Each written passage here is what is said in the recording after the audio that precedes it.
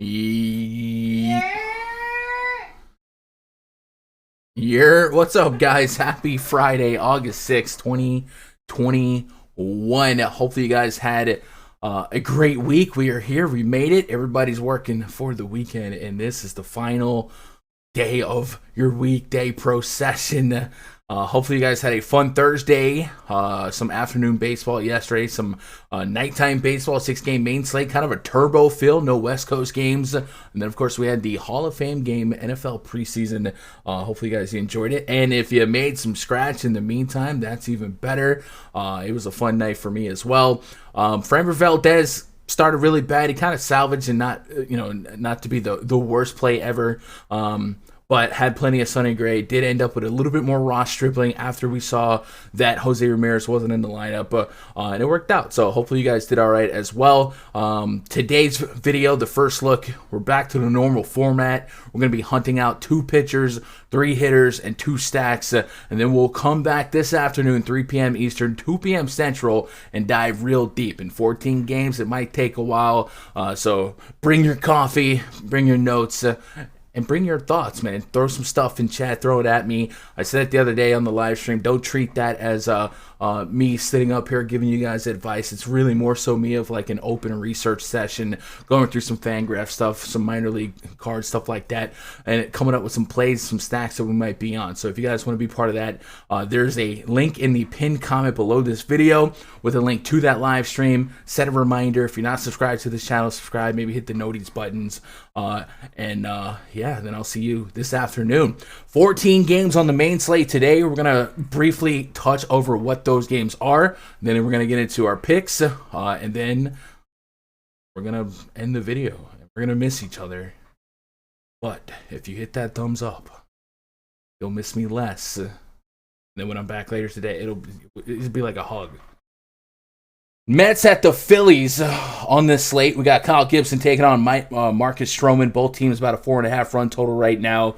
Mariners at the Yankees. Marco Gonzalez up against Wandy Peralta. Peralta recently reinstated from the COVID list because the Yankees everyone is getting COVID. It's like a carousel. Wandy Peralta being the starting pitcher means we should treat that more as the full bullpen game. And Marco Gonzalez being the extreme fly ball lefty. Already looking at a near 6-run total for the Yankees as it stands now. Baltimore Orioles hosting the Tampa Bay Rays. Looks like a pair of southpaws. Ryan Yarbrough taking on John Means. Rays have a 5.3 implied run total. Orioles 4.3. I don't mind looking at the Rays whenever they're in a hitter's park. Red Sox at the Blue Jays continuing. Nathan Eovaldi up against Alek Manoah. Blue Jays home favorites right now. And that AL East is getting really interesting because some teams, not going to name them, that were looking like they'd be lucky to get a wild card spot or maybe like 5 games out from the division itself. So if one team skids, it could get really interesting down the stretch. Reds hosting the Pirates. JT Brubaker taking on Wade Miley. Reds have a 5.4 implied run total. We might talk more about them later. Pirates at 3.7 implied run total. Sonny Gray did his thing yesterday. Still kind of a low run total overall for that park. Tigers at the Indians. We got Matt Manning, no relation to future Hall of Famer, 2-time Super Bowl MVP Eli Manning, up against Cal Quantrill. Indians have a 5.3 implied run total, kind of elevated for them being the Indians. Jose Ramirez hopefully back in the lineup today after being out of the lineup yesterday. The Braves coming back from a series in St. Louis hosting the Nationals. Looks like Eric Fetty Wap taking on Kyle Muller. Braves with a 5.6 implied run total. And then we got the Twins up against the Astros. Run it back. Twins walk away with a win last night. Astros kind of the chalky stack tonight. Astros set up right now as a -2-2 and another 1-2 favorite with Zach Greinke on the bump, taking on Bailey Ober. 5.5 run total for the Astros, 3.6 for the Twins. The Brewers host the Giants. Logan Webb taking on Corbin Burns. 7.5 run total on this one. Both pitchers have been solid in their own rights. Corbin Burns, arguably one of the best pitchers in all of baseball, especially if you consider who is healthy and who is not right now. Royals at the Cardinals. Mike Minor taking on Adam Wainwright. Cardinals 4.8 implied run total. The Royals 4 runs. The Rockies hosting the Marlins in Coors Field. two of the better pitchers that you can get from these two teams. Starting this one, Sandy Alcantara taking on German Marquez. 5.3 implied run total for the Rockies here, 4.3 for the Marlins. One of the lowest totals I can recall out of Coors Field, 9.5. So that's really interesting. We'll see where the field ends up on that. Rockies, for what it's worth, been delivering in that series against the Cubs. But Alcantara, big gas flamethrower, might change things up just a little bit. Rangers at the Athletics. Mike Foltynewicz taking on Chris Bassett. We got that game in Oakland Coliseum. Looks like low temps here. 5.1 is your implied run total for the Athletics up against Folty. And the Rangers, 3.1 implied run total. So a 2-run differential here pre-flop in terms of Vegas run lines. And rounding it out with some West Coast action, the San Diego Padres hosting division rival Diamondbacks. Caleb Smith, ex-classmate, up against Ryan Weathers. Another pair of southpaws. Implied run total for the Padres, 5.4. The D-backs, 3.7. And then the main event, the Dodgers hosting the Angels. Another pair of southpaws going at it here. David Price hosting Patrick Sandoval. Angels have a 3.8 implied run total, and the Dodgers with a 5.4. What to watch for in that game? Angels going into an NL stadium. Shohei Ohtani has played the field before this season. Will he take the field in across town in the rival Dodgers opening game series? Because he hasn't. I don't think he's had a day off ever since he pitched. So something to watch for there. If Ohtani doesn't crack the lineup, you might expect this to be one of the lowest run totals for the Angels this season, because that could be a non-Trout, non-Rendon, non-Walsh, non-Ohtani spot. But I feel like that, we probably lean Ohtani in before out, but even more reason to maybe be cautious here. Now let's get into the picks. Picks brought to you by PrizePicks.com. If you guys have not signed up for PrizePicks, be sure to do so. Use my code CoGundacker. They'll kick me some love, and it's an extra way to support the stream, support the channel, and get a little something in return. And what you can get in return is up to $100 deposit bonus instantly credited to your account. No slow drip, nothing like that. And then you can bet against the projections, right? You're not going against 150 lineup trains, stuff like that. It's just you versus the projections. You can have as little as two pick cards, and not just baseball. You can put all kinds of sports together: golf, NASCAR, NFL futures, basketball, Olympics, esports, CSGO. And you can win up to 10x your initial, or 10x your money on every ticket. So it's a lot of fun. I love Prize Picks. I think it's a great way to diversify your daily spend. And yeah, we're going to jump into this slate. We're going to talk about these picks. We're going to use the RunDFS.com MLB VIP spreadsheet. You can use it too. Go to RunDFS.com. Get yourself a $20 week pass. Try it out. What's $20? That's nothing. If you like it, you like it. If you don't, you don't. But if you do, you get the spreadsheet. You get the bomb detector. You get the K Factor, you get my personal player pool, and you get access to the 24/7 premium Discord with the pre-log voice chats. That's a lot of value for $20, and it's only gonna go up when NFL is here for real and when basketball gets here. So it's a good way to kind of get your feet wet and make some friends in the DFS community. Let's get into the picks. Two pitchers I like on this slate. Number one, how about some Adam Wainwright? That's a name I don't really get behind and back up to the ends of the earth, but I think today he's got a bunch of stuff going his way that when you put all these names together, the pitching pool that is, we got Corbin Burns, Chris Bassett, Greinke, Wainwright. There's really not that warm and fuzzy, rock solid name that I'm just like, yeah, I'm going all in on that. So I feel like Adam Wainwright at least is going to offer us an extremely high pitch count. We've seen him go as much as 110 pitches, 111 if he's cruising. And he's gone 7 innings in his 3 last starts. He's getting some length, and he's doing it in a very, very efficient manner. Throwing strikes, walking away anywhere from 19, 20 plus DKP at home this season, averaging 19 DKP. Well, today, guess what he draws? He draws the Kansas City Royals, an American League team coming to town in already one of the most pitcher-friendly parks, Busch Stadium, and they're going to lose the designated hitter spot. Yesterday, Salvador Perez, I think DH, so maybe he's behind the disc today. but there's a chance that one of their better hitters doesn't make the lineup today for the Royals, and that would make this lineup even weaker than it already is, and it's already a lineup that boasts and offers a lot of strikeout potential. Salvador Perez, 27% since the beginning of last year against righties. Andrew Benintendi, 22%. Hunter Dozier, 26%. Michael A. Taylor, 27.5%. And AL pitchers, they never swing the bat, so you can almost bank on a coin flip whether or not the pitcher strikes out. So Wainwright has a couple strikeouts potentially in this lineup. Wainwright also allows a manageable barrel rate, and the Royals do not barrel much up. The only guy you got to get around is Salvador Perez. So I'm kind of digging Wainwright to give me a solid floor, a solid shot at 6-7 innings, maybe on FanDuel. It becomes even more interesting to maybe scoop that win, that quality start.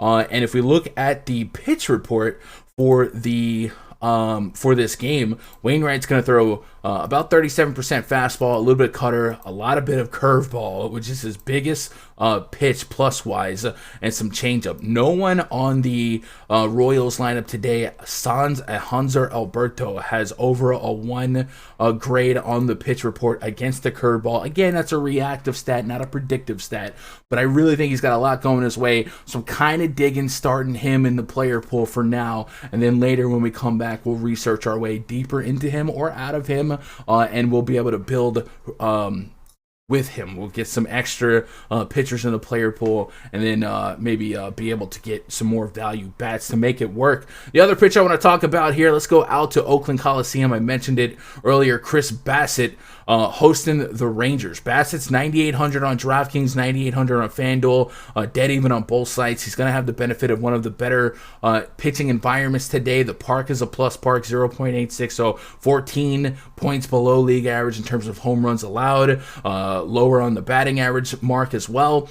And weather-wise, it's going to be one of the coolest environments on the slate, which should be a plus for pitchers. And it's the Rangers. The Rangers not really that menacing after trading away Joey Gallo. A lot of no ISO. Just Nate Lowe and Adolis Garcia in this projected lineup with ISOs above 170 and decent shots at some strikeouts here. But with Chris Bassitt, kind of like Adam Wainwright, man, I'm kind of thinking maybe I can get deep into this game. 6-7 innings. We saw him go 7 innings against the Angels. 7 innings in 3 of his last 4 starts.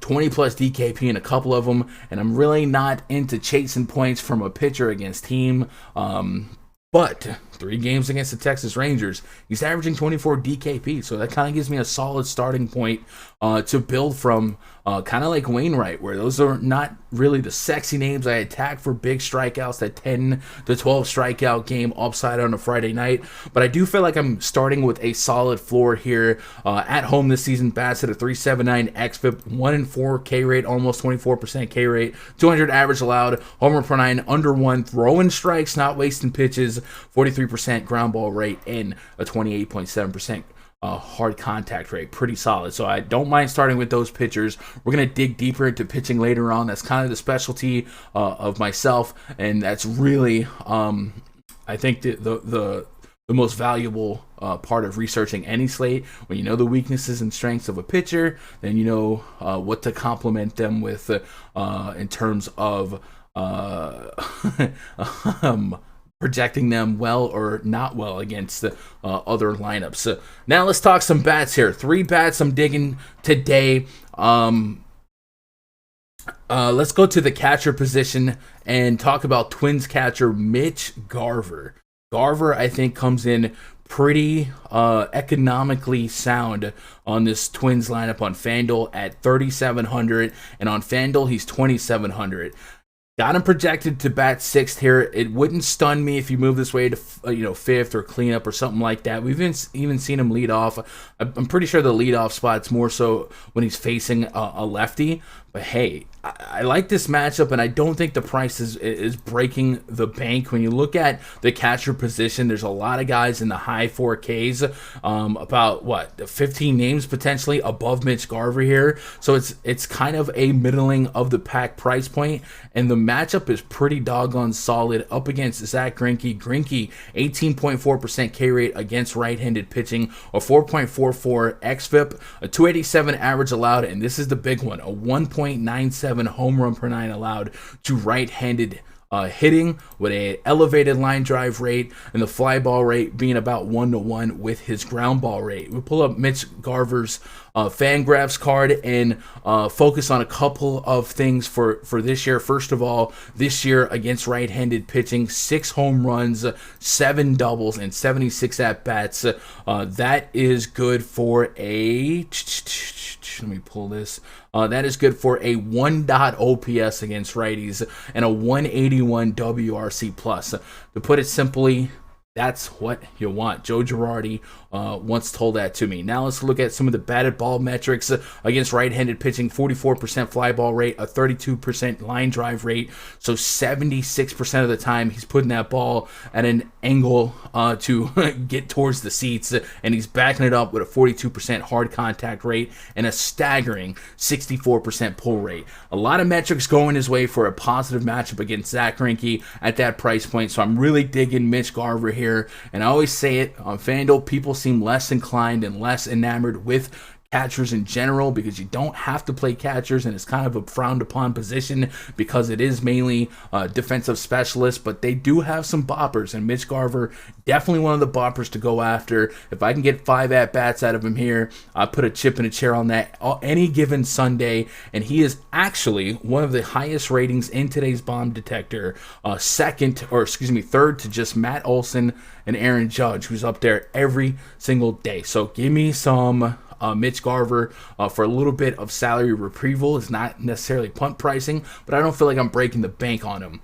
Next up, let's talk about Mr. Joey Vado. Joey Vado has never not homered ever. He did it again yesterday. He's 6K. We'll take a minute to talk about the first base position on DraftKings. It is as stacked as I can ever recall it being. And Joey Vado is one of 4 first base eligible players that is 6K or greater. One of the other players that is 6K or greater is dual position eligible Mike Moustakas, who is not guaranteed to be back today, but it sounds like he's played his last rehab start, and he could be activated today, maybe tomorrow, which would beefing up this Reds lineup. And they've been pretty doggone good. And Great American Ballpark plays as one of the most home run friendly parks in all of baseball. Why is that important?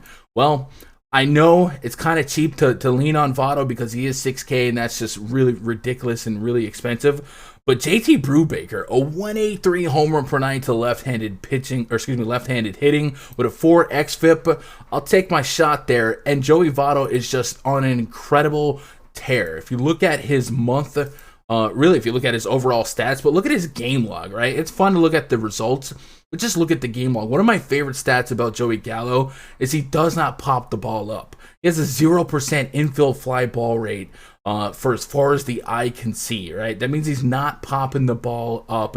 He hits the ball square on. And as of late, he has been locked in, and he has had an extremely high line drive rate and a high fly ball rate. You put that together, you mix it with some solid hard contact overall this season, 44% hard contact rate with a 25% line drive rate and a 36% fly ball rate. I'm a buyer on that, and just a 2% infield fly ball rate on the entire season. So you could sell me on Joey Gallo and a potential linchpin of my lineups. I don't think we have to get too invested in Joey Gallo and Joey Vado because of how deep this position is. Vladimir Guerrero Jr., potentially Mike Moustakas, Freddie Freeman, I like his spot. Goldie's in the mix. Matt Olson's one of the top guys on the bomb detector, and he's not even a top 5 price first baseman. It's just a crazy day at first base today. Anthony Rizzo's been on a tear as well. So an extremely expensive position, but there's a lot of upside in this position, and I do think because of how marquee name value and high upside opportunity costs guys we got, whether it be the expensive guys or the bottom guys, I don't think there's going to be like an egregiously high owned guy at the position. So we don't have to get too crazily invested in Joey Vado, But man, oh man, is he in a good spot, especially if Moustakas comes back into the mix. They got Nick Castellanos back yesterday. We'll talk more about that in just a minute. And then lastly, if I could be a homer guy for a minute, we talk about Giancarlo Stanton. I mean, excuse me, 4,200 on DraftKings, 3,600 on FanDuel. Marco Gonzalez in Yankee Stadium is a disaster waiting to happen. 19% K rate, 309 average allowed, a 2.36 home run per nine to right-handed hitting, a 48.4% fly ball rate, and a 27% line drive rate. That's nuts, and that's a problem. And I like just about anybody on the Yankees team to go against that split, especially the righties. But Giancarlo Stanton is about $1,000 cheaper than everybody else on DraftKings. And at 4,200, I just feel like the opportunity for him to be in that cleanup spot in this matchup with the on-base guys around him is just too high. And I get it. He has not been great this season. But one of the biggest faults, I think, in Giancarlo Stanton's swing right now is he's been hitting the ball on the ground. If we go to his batted ball data for the season against righties, he has a against lefties, he has a 52.3% ground ball rate and just a 32% fly ball rate and a 15% line drive rate. So if we can kind of neutralize this ground ball rate by going against a pure fly ball pitcher, I'm kind of invested in him. And I don't really care about the pull rates or anything because you can hit with power to all sides of the field. So I just think 4,200 is going to be a little too cheap for my taste to not have quite a bit invested in Giancarlo Stanton on this slate, with him being smack dab in the middle of a Yankees lineup that has an implied run total right now sitting at about 6, which is, I think, the highest on the slate from where I'm sitting right now. So give me Stanton, cheap exposure for a power swing against Marco Gonzalez. And that wraps up the 3 hitters I'm kind of digging for this slate. Now we'll talk about 2 stacks that I kind of want to highlight. The red stack, man, they are in Great American Ballpark, like I said, one of the most favorable parks in the league for homers. And if they got Moustakas back, cool. But if not, they got Nick Castellanos back yesterday.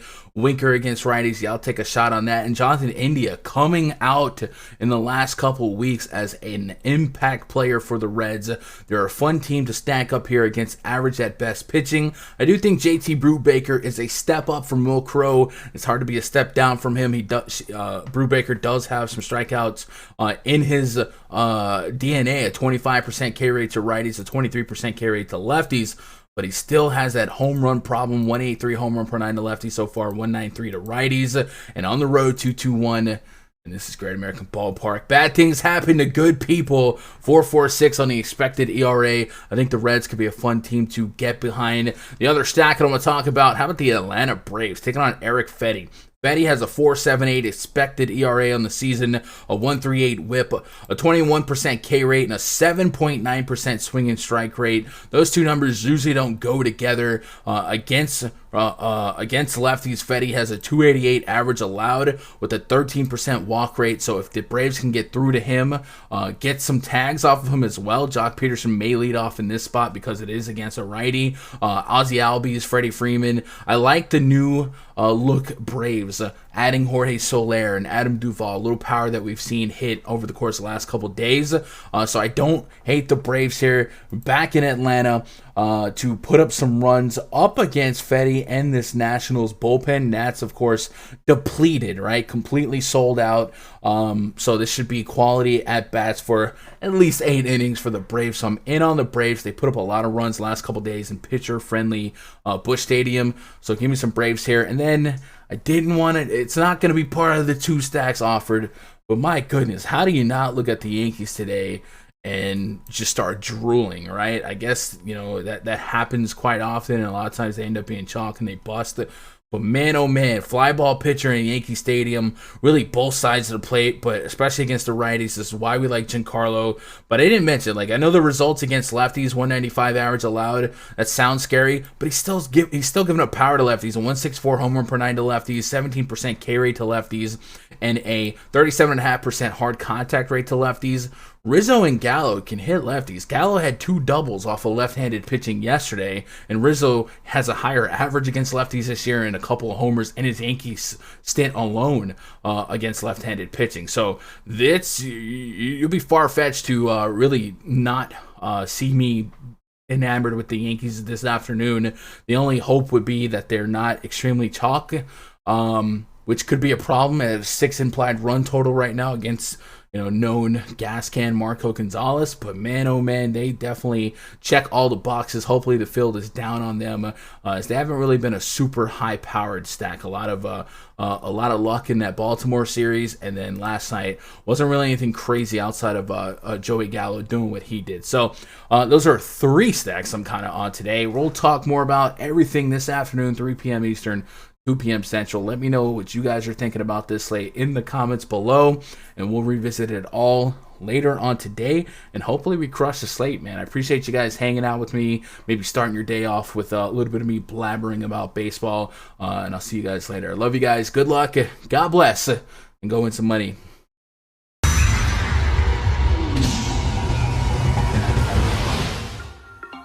Channel memberships are live. If you've got love for me, I got love for you. Earn your status as a baller, legend, or Hall of Famer, and get exclusive perks in this channel, like members-only video content, live streams, and rock those custom emojis and badges next to your name that you can flex in every comment section on this channel or in our live stream live chats. Memberships are the best way to show love for me, show love for the content, and make sure more content comes your way.